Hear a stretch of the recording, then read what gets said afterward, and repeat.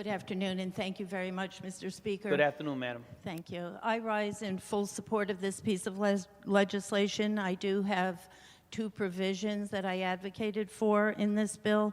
The first is to create from 1 day to a week the advance directive week notice. And what an advance directive is a legal document that gives guidance to family member, loved one, and a healthcare team about what type of medical care an individual might need, if the person should become incapable of communication, or if they're near their end of life. So this is a very important piece of legislation that will help continue to raise awareness about this legal document, and it can save family members a great deal of anguish if a person in their family or someone they know is having this end-of-life issues about health care.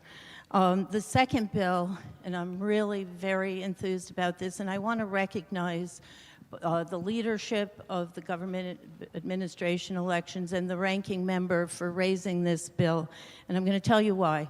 This raising May 13th as Xeroderma Pigmentosum Day is very important because I have a constituent in my district named Fatima Perez who has worked tirelessly to raise awareness about this very rare skin. It's a genetic disorder that is inherited, but what it does is the genes, there's a mutation in the genes that cannot correct the sunlight, the UV sunlight, and the genes cannot work properly. And this woman, Fatima Perez, has this disorder, XP, which has totally blinded her, and she has had many, many skin cancers as a result of it. The woman is an incredible person. She's the most selfless, remarkable human being that I have met in my lifetime. She, in her basement, formed a nonprofit organization to raise awareness about this very harmful skin disorder, and it's called Grupo de Luz Esperanza, which means a group of light and hope. And it's she told me that if this bill came forward, it would make her life. And she's so grateful to the committee for raising it. It's my true honor to be able to advocate for her.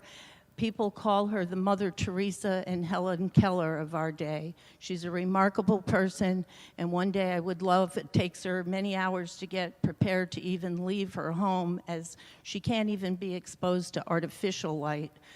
So I, again, cannot thank you enough, the chairman and the ranking member, for raising this important piece of legislation. It's made this session for me. Thank you. Thank you, Mr. Speaker. Thank you, Representative McCarty.